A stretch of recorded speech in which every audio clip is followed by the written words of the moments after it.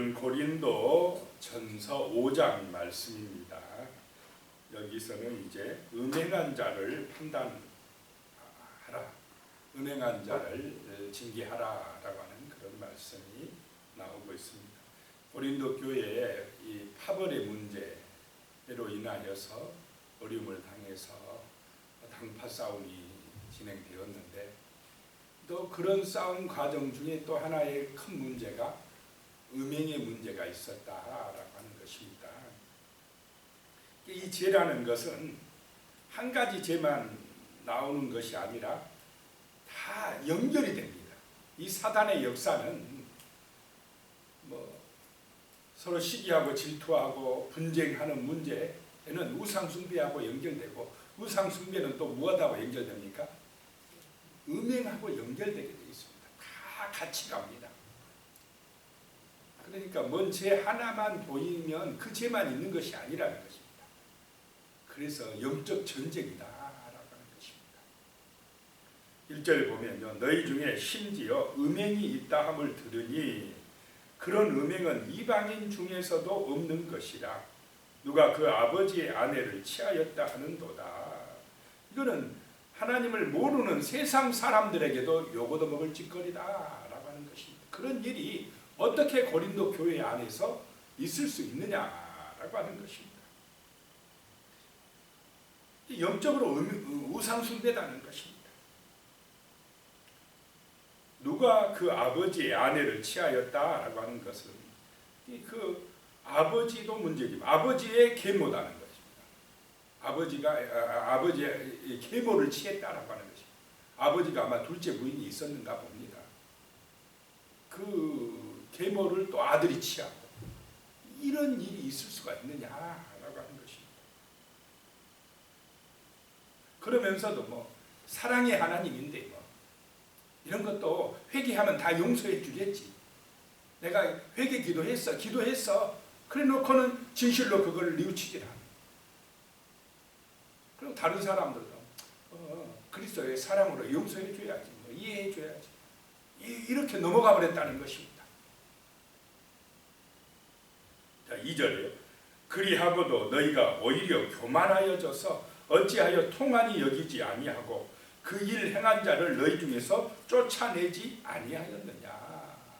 그거를, 그런 죄를 안타까워 여기지 못했다는 것입니다. 통한이 여기지를 않았다는 것입니다. 오히려 교만하여져서 그럴 수도 있지 이렇게 넘어가 버렸다는 것입니다. 그 일 행한 자를 너희 중에서 교회에서 쫓아내지 아니하였느냐라고 하는 것입니다. 음행한 자에 대한 무관심, 그럴 수도 있지 하고 놔두고 방종해버렸다는 것입니다. 왜 이런 영향을 이렇게 되었느냐? 고린도라고 하는 그 사회가 음행한 도시였다, 성적으로 타락한 도시였기 때문에 그런 세상의 영향이 교회까지 미치고 있다는 것입니다. 신앙이 떨어지고 우상숭배가 만연되면은 꼭 이런 성적 타락으로 연결되고, 그것이 또 교회에까지도, 교회의 거룩성까지도 이제 무너뜨리려고 한다라고 하는 것입니다. 오늘 이 시대도 그런 영향이 크다라고 하는 것입니다. 3절입니다. 내가 실로 몸으로는 떠나 있으나 영으로는 함께 있어서 거기 있는 것 같이 이런 일을 행한 자를 이미 판단하였노라. 이미 그런 일을 행한 사람에 대해서 정죄하였다라고 하는 것입니다. 내가 몸은 떠나 있지만 성령으로 너희와 함께 한다라고 하는 것입니다. 우리는 성령으로 같이 지금 함께 하는 것이다. 4절에요. 주 예수의 이름으로 너희가 내 영과 함께 모여서 우리 주 예수의 능력으로, 예수의 이름, 예수의 능력이 교회의 중심이 되어야 할 줄로 믿습니다. 예수의 보혈이 교회를 지키고 거룩하게 한다라고 하는 것입니다. 이 거룩성을 상실해버리면 교회는 무너져 버립니다. 5절에 이런 자를 사탄에게 내주었으니 이는 육신은 멸하고 영은 주 예수의 날에 구원을 받게 하려 함이라. 이런 음행한 자를 사탄에게 내주었다라고 하는 것은 그런 자는 이미 교인의 자격이 없다라고 하는 것입니다. 출교하라는 것입니다. 지금 오늘 이 시대는 출교라는 이 권징이 징계가 제대로 작동을 할 수 있겠습니까? 없겠습니까? 오늘에는 할 수가 없어요. 뭐 이 교회 아니면 다닐 데 없는 줄 알아요. 그럼 가버린다 이것이. 그런데 이 당시는 고린도 하면은 고린도 교회 하나입니다. 교회에서 추방된다라고 하는 것은 사단에게 내준 바 되는 것입니다.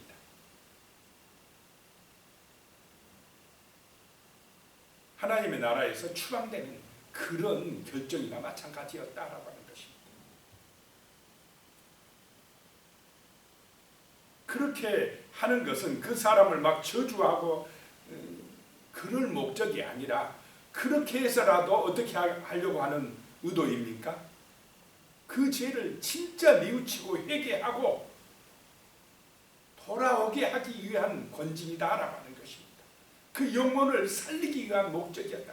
육신은 그냥 이제 참 쫓겨나가지고 힘들고 어려움을 당하게 하더라도 그렇게 해서라도 그 사람이 회개하고 하나님께로 돌아와서 주 예수의 날에 정말로 구원받게 되면 그것이 더 은혜다라고 하는 것입니다.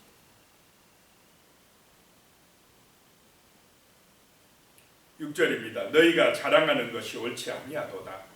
적은 누룩이 온 덩어리에 퍼지는 것을 알지 못하느냐.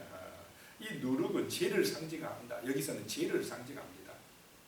뭐 조그만 죄 그거 그거 좀 했다고 용서 안 해주면 안 되니까 용서 좀 해주면 안 되느냐. 그런데 이 조그만 누룩이 그 반죽 전체를 어떻게 합니까? 다 부풀게 만들어 버린다는 거죠.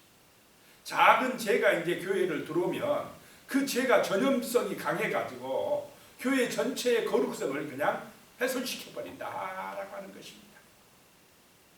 그래서 악은 모양이라도 뭐하라 그랬습니까? 버리라.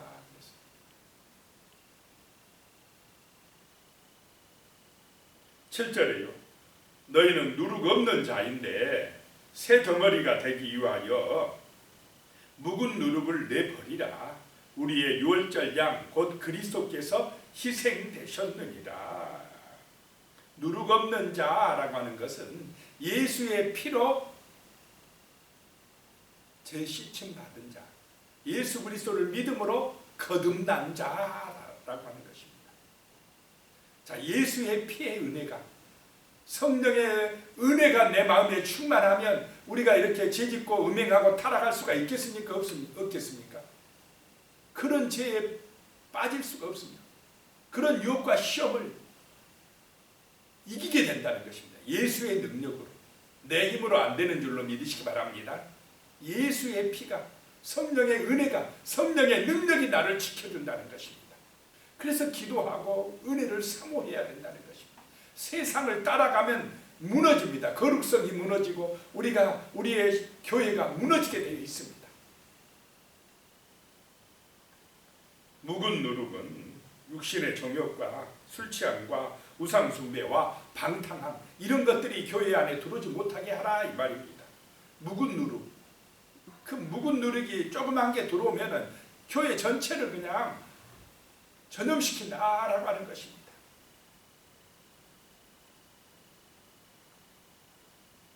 우리를 구원하기 위해서 예수가 유월절 어린 양이 되어서 피 흘려 죽으시지 아니했느냐. 그런 십자가의 은혜를 바라보고 있는데 우리가 음행하고 타락해서는 되겠느냐라고 하는 것입니다.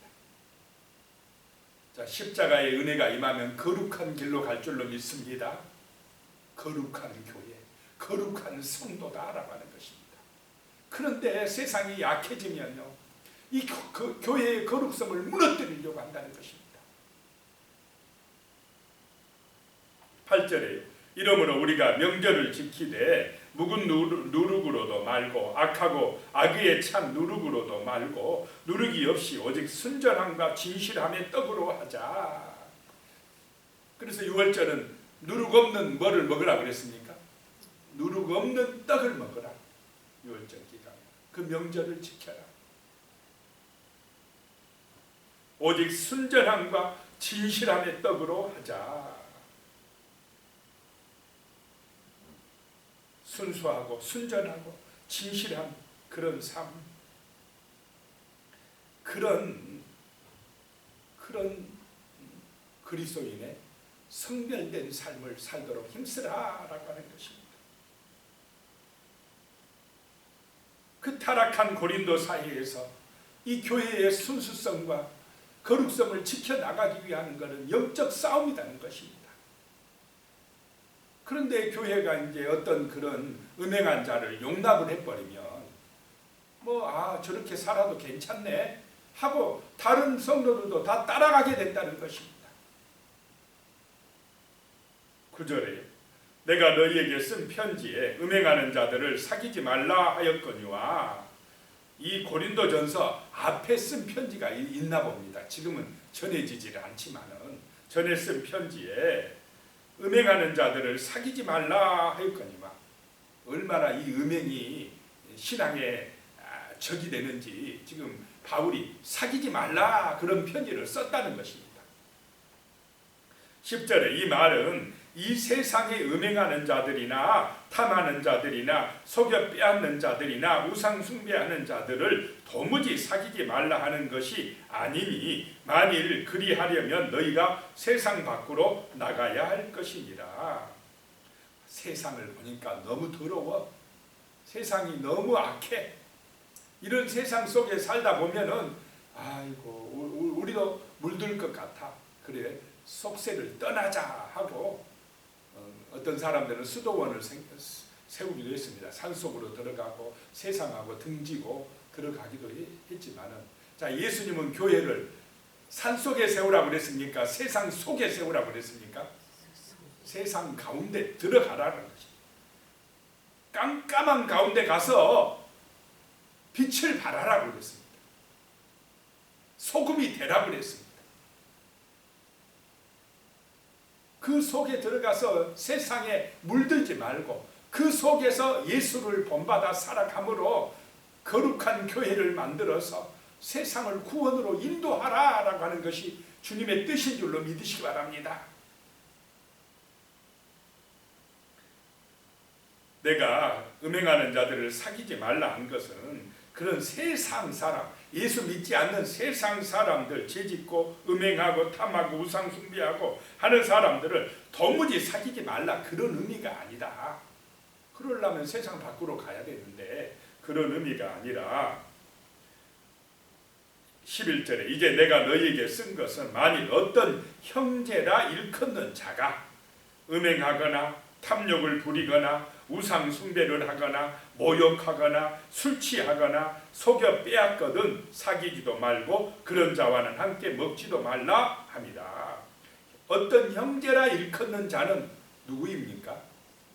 교회 다니는 사람이 말입니다. 교회 다닌다고 하는 사람이 교인이 돼가지고 음행을 하고 탐욕을 부리고 우상 숭배를 하고 모욕하고 남을 막 비방하고 저주하고 막 말로 상처 주고 모욕하고 술 취하고 속여 빼앗고, 이 교회에 다니는 사람이 이러면 뭐하라 이 말입니까? 사귀지 말라 이런 의미였다라고 말씀을 하고 있습니다. 교인이 이러면 되겠습니까? 안 되겠습니까? 있을 수 없는 일이, 이런 일이 교인이란 사람 중에 있었다라고 하는 것입니다. 그러니까 자기중심이니까 이런 탐욕에 빠지고 음행에 빠지고 팔을 만들고 시기하고 분쟁하고 그랬다라고 하는 것입니다. 이것이 교만이고 다 연결되는 것입니다. 이 옛자 욕심, 옛사람이 안 죽어지고 자꾸 자기가 높아지려고 하는 그런 자기중심, 자기 자랑에 빠져 있기 때문에 이런 죄악에 빠진다는 것입니다. 자, 거듭난 것은 보혈의 피로 죄 용서받았다는 것은 내가 나의 옛사람이 죽어지는 것인 줄로 믿습니다. 내가 죽어야 된다는 것입니다. 육신의 욕심이 죽어지고 어떤 음행과 방탕의 길에 들어서지 아니하는 그런 성령의 은혜가 임해야 된다는 것입니다. 그래서 기도가 필요합니다. 십자가의 능력이 필요하다는 것입니다. 오직 예수 그리스도의 보혈의 능력으로만이 우리가 거룩해질 줄로 믿으시기 바랍니다. 사단의 유혹과 시험을 이길 수가 있다라고 하는 것입니다. 이런 세상의 풍파, 세상의 또 풍파나 세상의 유혹이나 시험들을 물리칠 수 있는 힘은 오직 십자가의 능력뿐이다 라고 하는 것입니다. 교회가 기도 안 하면 세상의 음행의 물결이 교회 안에 밀려들어옵니다. 방탕, 탐욕, 우상숭배, 죄악의 물결이 밀려들어온다는 것입니다.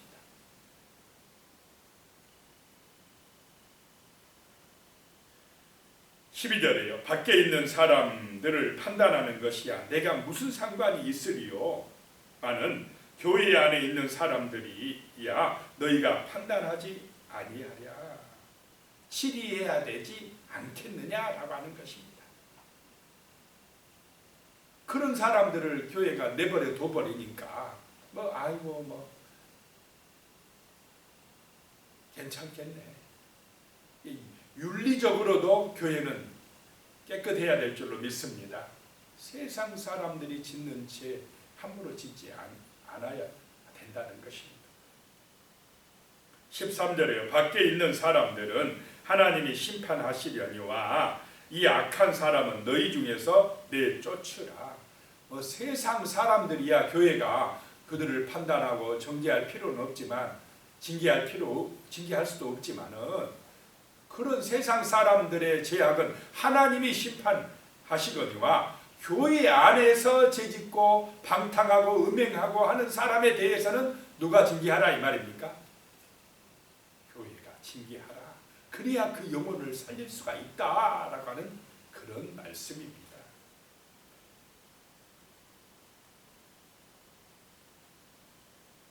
기도하겠습니다. 하나님, 거룩한 교회가 될 수 있게 도와주시고 거룩한 성도의 삶이 될 수 있도록 은총을 내려 주시옵소서.